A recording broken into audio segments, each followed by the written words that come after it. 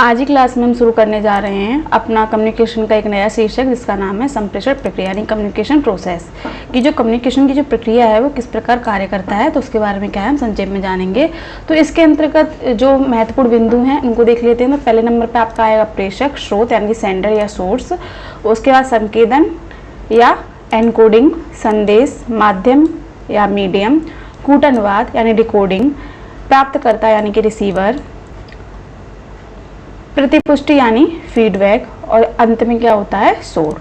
ठीक है, तो ये जो हमारी जो संप्रेषण की प्रक्रिया होती है, तो इस प्रक्रिया में कौन कौन से जो तत्व हैं अपनी अहम भूमिका निभाते हैं, तो उनके बारे में क्या है संक्षेप में जानेंगे। जैसा कि आप सभी को पता है, मैंने पिछली क्लासेस में आपको बताया कि संप्रेषण होता क्या है, अपने भावों को व्यक्त करना, अपने विचारों को दूसरों के सामने लाना। ठीक है, तो वो क्या हमारा संप्रेषण है।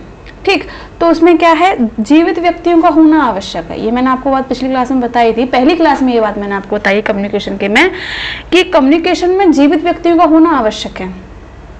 अगर व्यक्ति जीवित ही नहीं है तो क्या संप्रेषण वो निर्जीव वस्तुओं से करेगा? नहीं करेगा, है ना।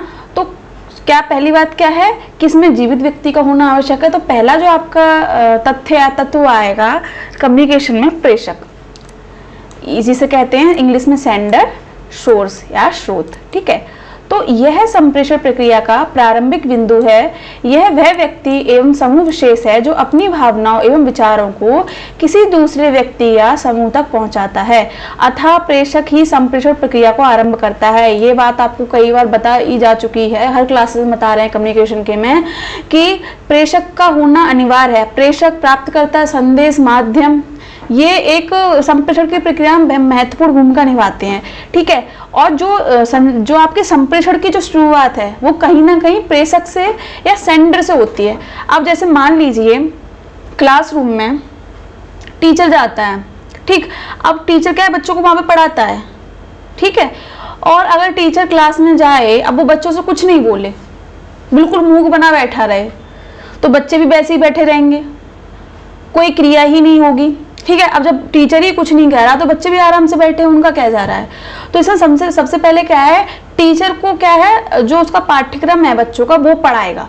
तो शुरुआत कौन कर रहा है, टीचर कर रहा है ना। अगर उदाहरण के रूप में देखें, जब टीचर कुछ कहेगा कि चलो बच्चों आज ये चैप्टर पढ़ेंगे, तभी तो बच्चे एक्टिव होंगे। उसने अपने भाव रखे कि आज हमें ये पढ़ना है। अब बच्चों का उत्तरदायित्व है कि सर ने हमसे कहा है, तो हमें उसकी क्या प्रतिक्रिया देनी है। अगर सर ने हमसे कहा है, मैम ने हमसे कहा है कि बुक्स निकालिए, तो हम क्या किताबें निकालेंगे नहीं निकालेंगे। तो वो क्या है, प्रतिक्रिया हो गई उसकी। तो किसी भी कम्युनिकेशन में प्रेषक का या सेंडर का होना अत्यंत आवश्यक है। जैसे हम घर में अगर हमें भूख लग रही है तो मम्मी से हम खुद कहेंगे ना, मम्मी को तो सपने आ नहीं रहे कि बच्चों को भूख लग रही है ना। तो इसमें क्या है, जब हम खुद अपनी बात को दूसरे के सामने रखेंगे तो जो संदेश देने वाला है, जो भावनाओं को व्यक्त करने वाला है, वो प्रेषक कहलाएगा।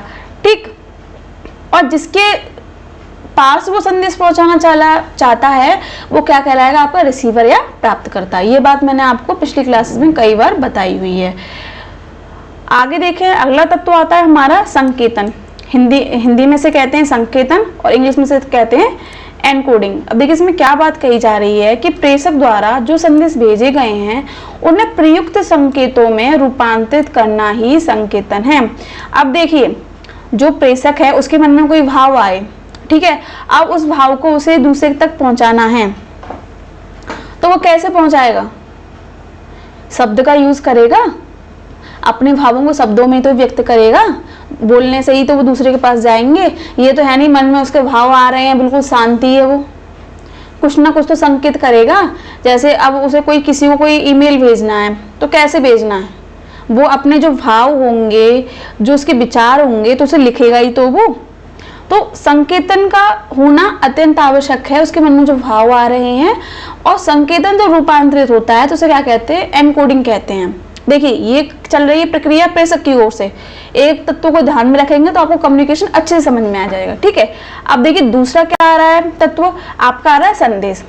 संदेश से तात्पर्य उस सूचना एवं विचार से है जो प्रेषक द्वारा संवाद प्राप्तकर्ता को प्रेषित किया जाता है। यह लिखित, मौखिक, सांकेतिक आदि किसी भी प्रकार का हो सकता है।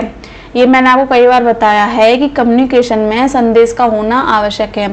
प्रेषक, संदेश, माध्यम और आपके क्या प्राप्तकर्ता। तो इसमें क्या है, अब उसके जो भाव थे उसको क्या है उसने संकेतन कर लिया, यानी कि एनकोडिंग कर ली उसकी। ठीक, अब उसे वो शब्दों में जब लिखेगा तो अपनी बात को दूसरे की तरफ पहुंचा रहा है, तो वो क्या कहलाएगा, संदेश कहलाएगा। ठीक है, अब वो चाहे आप लिखित रूप में पहुंचाएं या मौखिक रूप में, तो मौखिक रूप से कैसे उदाहरण ले लें, जैसे हम किसी संबंधियों से बात करते हैं, जैसे अब भाई बहनों से हम बात करें, तो आज का समय क्या है, तो क्या है, स्मार्टफोन से बात करते नहीं करते हैं, तो वो मौखिक रूप से बात हो रही है। ठीक है, उनके हालचाल पूछ रही है और कैसे हैं आप सभी, ये हो गया हमारा मौखिक रूप, यानी कि बोलकर। लिखित रूप में क्या है, जब हम लिखकर कोई बात पूछे उनसे। ठीक है, और सांकेतिक बात क्या है, जब हमारे आमने सामने कोई है ना, तो हम ऐसा होता है ना कभी कभी, हाँ, संकेतों से ही समझ जाते हैं। जैसे मैंने आपको एक उदाहरण दिया होगा, जब घर में कोई रिश्तेदार आते हैं तो बच्चे जब शोर मचाते हैं, अब मम्मी पापा सबके सामने तो आपको डांट नहीं सकते, पर वो आपको आंखें जरूर दिखा देंगे, तो ये संकेतित तो हुआ कि वो सावधानी तो कर रहे हैं कि अब ऊधम मचाया तो पिटाई लगेगी, तो वो बात इसमें कही गई है। ठीक है, आगे चले, माध्यम।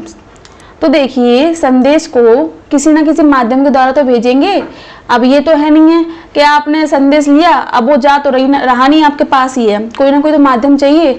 अब जैसे कंपनीज में क्या होता है, ऑफिस में क्या होता है, जो बॉस होते हैं वो अपने एम्प्लॉयज जो होते हैं उन्हें कैसे संदेश भेजेंगे, कैसे मैसेज भेजेंगे, कैसे हमें काम करना है ना, और क्या क्या मीटिंग्स होनी है, तो उनके बारे में जो शेड्यूल है वो कैसे भेजेंगे, ईमेल के माध्यम से भेजेंगे, मैसेज के थ्रू भेजेंगे। तो इसमें माध्यम क्या बन रहा है आपका, ईमेल बन रहा है, प्लस अगर व्हाट्सएप यूज किया जा रहा है तो व्हाट्सएप।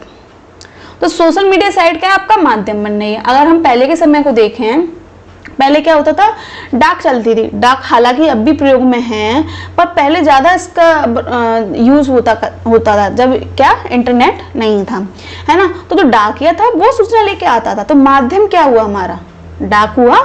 तो वही बात है, जिस माध्यम से संदेश प्राप्तकर्ता के पास जा रहा है वो क्या कहलाएगा, हमारा माध्यम या मीडियम कहलाएगा। ठीक, अब देखिए अगला तत्व आ रहा है कूटानुवाद, यानी डिकोडिंग। अब देखिए डिकोडिंग क्या है,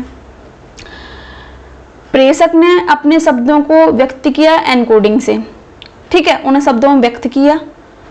ठीक, संदेश उसने लिखा, माध्यम के थ्रू उसने भेजा। अब जब संदेश भेजा जा रहा है तो जो रिसीवर है उसे वो प्राप्त हुआ, तो जो संदेश सेंडर ने भेजा, यानी कि जो संदेश प्राप्तकर्ता ने भेजा, तो उसकी प्राप्तकर्ता ने क्या व्याख्या करी, उसे संदेश तो प्राप्त हो गया प्रेषक का, अब उसकी उसने क्या व्याख्या करी, क्या अनुवाद किया, ये किस पर डिपेंड करता है, हमारे प्राप्तकर्ता पर डिपेंड करता है। तो देखिए अनुवाद क्या कहते हैं, डिकोडिंग। अगर पूछ लिया जाए कि डिकोडिंग कौन करता है, तो डिकोडिंग देखिए प्राप्तकर्ता की ओर से चलती है, जबकि एनकोडिंग कहाँ से चलती है, प्रेषक की ओर से। ध्यान रखेंगे इस बात को। ठीक है, तो इसमें देखिए क्या लिखा, किसी संदेश को अर्थपूर्ण संदेश में परिवर्तित करना ही कूटानुवाद है। यानी कि जो प्राप्त करता है उसने प्रेषक के संदेश को किस रूप में लिया, उसकी किस रूप में व्याख्या की, वो आपके कूटानुवाद एंड डिकोडिंग में आएगा।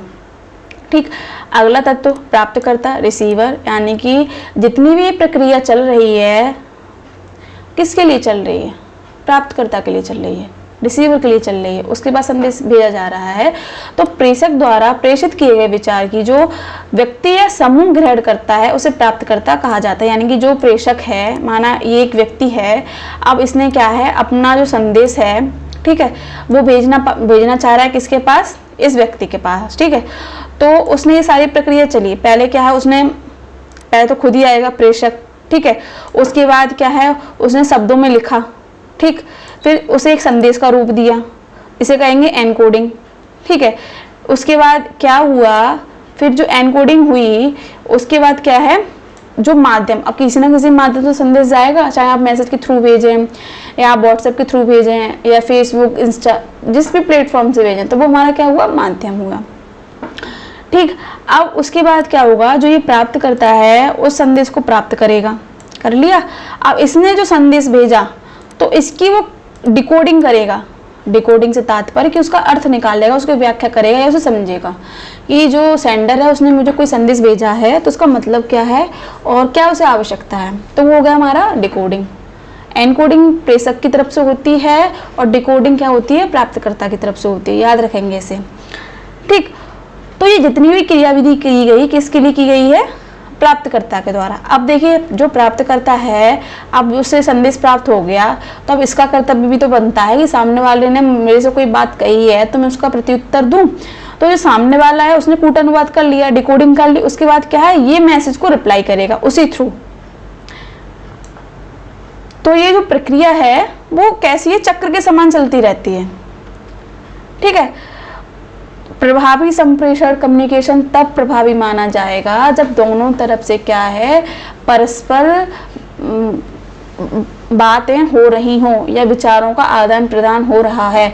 अगर एक व्यक्ति ने कोई बात कही या दूसरे ने सुन ली और उसे अनसुना कर दिया, ठीक है, तो वो आपका कम्युनिकेशन नहीं कहलाएगा।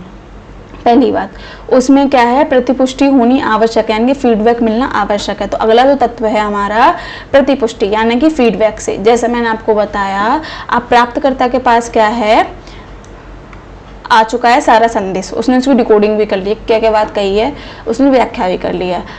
अब जो प्राप्तकर्ता है उसका उत्तरदायित्व है कि वो उस चीज का जवाब दे जिसने क्या है, मैसेज भेजा, ठीक है। तो देखिए यहाँ पे एक डायग्राम के माध्यम से समझाया गया है।